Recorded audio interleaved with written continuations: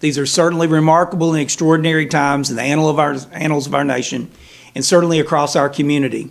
The last 3 months have been a challenge from all of us. From pandemonium to pandemics, we've all had our challenges. This will be my last broadcast for a few more months until a new challenge arises. And I want to thank each and every one that has cooperated and participated, not only in my preparedness plan team, economic recovery group, but also across our community.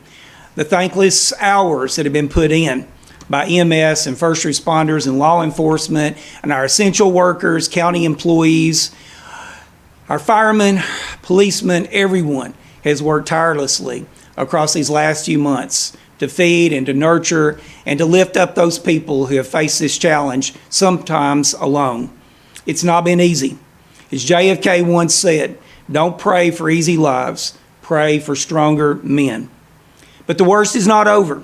With almost 2 million cases across the nation and over 110 million deaths, almost 30,000 cases statewide in Tennessee with 421 deaths, and now 31 cases in Warren County, and thankfully, no deaths. This is still serious. There's no cure. There is no vaccine. There's really no way of knowing what is next. So certainly, there are challenges ahead for sure. The reopening responsibly, which is what Governor Lee proposed as a way to basically mitigate this crisis and to reopen Tennessee, has been successful thus far. But he still uses the urging of use of masks, social distancing, and of course, personal hygiene. Posters and decals have been distributed as part of a marketing campaign to give confidence across the state of Tennessee with the reopening of businesses and the return to somewhat normalcy in retail and business across our state.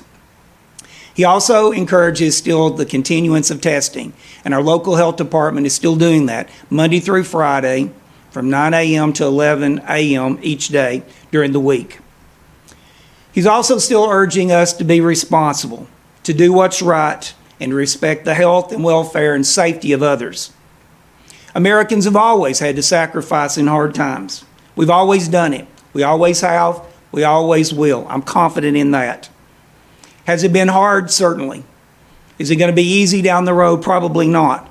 But doing the right thing now will make it easier down the road for all of us. Across the community, as openings continue to evolve, city and county operations have continued. Its essential services have never ended or ceased. And I want to thank each and every county employee that's been a part of that plan.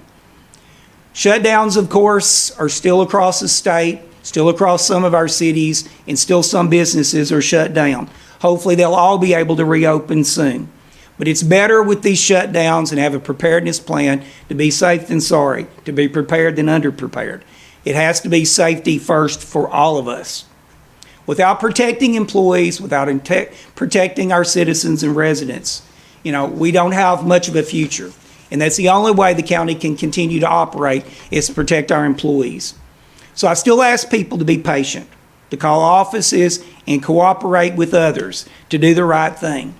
As we thank each and every one, the city and county have worked tirelessly together.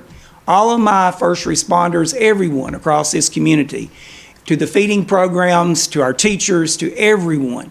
We give a shout out to each and every person that has tried to do the right thing and keep things as normal as possible. Every accomplishment starts with some sort of a try, a decision to try to do better. Absolutely, our lives have changed. We really don't know what the new normal is or what the new normal will be down the road. There's going to be disruptions in everyday life, and those will undoubtedly continue. It's going to lead to stress. It's going to lead to frustration. It's going to lead to lots of things that are negative across our community. But I'm an optimist. I feel like that we will do what is right. We will roll up our sleeves. We'll lift people up, and we will continue, as the governor says, to do the right thing. Elections are going to be affected down the road. Our census has been extended. Even our local graduation and prom has been affected in our school system. This Friday, our 2020 graduates will be conducting a commencement exercise on Lunley Field. There's been some adaptations that's had to be made in order to accommodate the safety of our students, our faculty, teachers, and those people who will be participating. So please, if you're limited to 4 per family, please social distance. Please use the guidelines that have been sent out across the airwaves and been distributed to our students. It is the right thing to do. You can watch it on TV, BLTV, and the school's YouTube. We'll all be carrying this live graduation exercise. It's the safe and the right thing to do. There will be a parade on Saturday at 2 o'clock. They'll be organizing in the parking lot of the high school, be going through Westwood and going downtown. Everybody in the community is urged to put up signs and banners to lift up those students who've had to live through an exceptional time their senior year.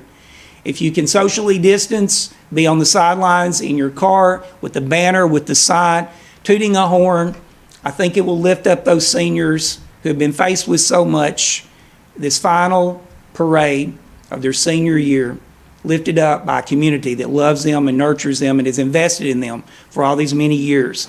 As a teacher, this was my last senior class before I gave up that position in post. So once again, a shout out to my homeroom. You know I love you. I've tried to be there for you, and I will be there as much as I can in the future. All you have to do is ask. Yes, this pandemic, this crisis, has put us all on edge. The quarantines, the shutdowns, the loss of lives and livelihoods. It's not been easy for anyone. Social unrest has manifested itself as a byproduct of all this stress that's been placed upon our society. The issue of inequality has been festering for many, many years. It took a tragic spark to ignite a movement. Whether you agree or disagree, it's not a fire of destruction, but one that may have warmed the hearts of so many who have turned cold to the obvious frustrations of a whole community of citizens who have felt like they have been left behind.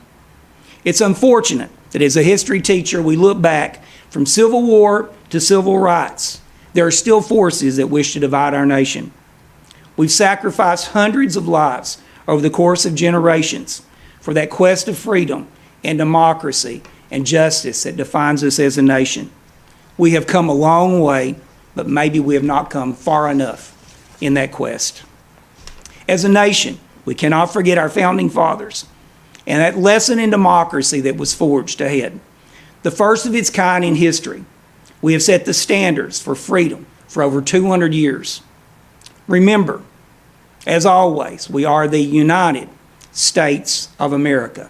50 states, 360 million diverse people living together as one nation, as one people. The easiest way to destroy what we've accomplished over the years is to divide and conquer us.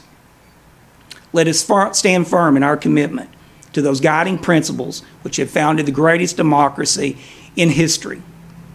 Yes, we've had challenges, depressions, wars, civil wars, economic downturns that's devastated so many. And undoubtedly, we will continue to have those, and it will continue to evolve. But we must stand united in one cause. We've done it before. We can do it again. We always have. Americans are the most resilient people in the world.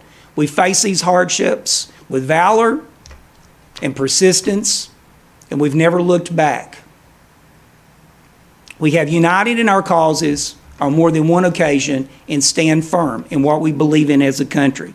We've done it before, and we can certainly do it again. What lies ahead is not going to be easy, not as long as there is work to be done. Will it be the end of our nation? I don't think so, because it's been all about the choices we have been making over all these generations, over all these many years as Americans. We have chosen light over dark, good over evil, love over hate, peace over useless violence and destruction, reconciliation over division, and faith over fear. As JFK once said, we now have the power to make this the best generation of mankind in the history of the world, or we can make it the last.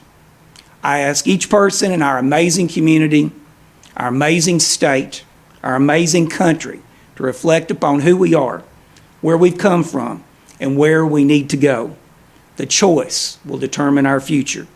So I ask each and every one of you to remember the pledge that we hold so dear, to a flag that is respected around the world as a symbol of freedom and opportunity and democracy for all peoples, that we are one nation under God, indivisible, with liberty and justice for all. Thank you. We are American strong. We are Tennessee strong. We are Warren strong now and forever. Amen.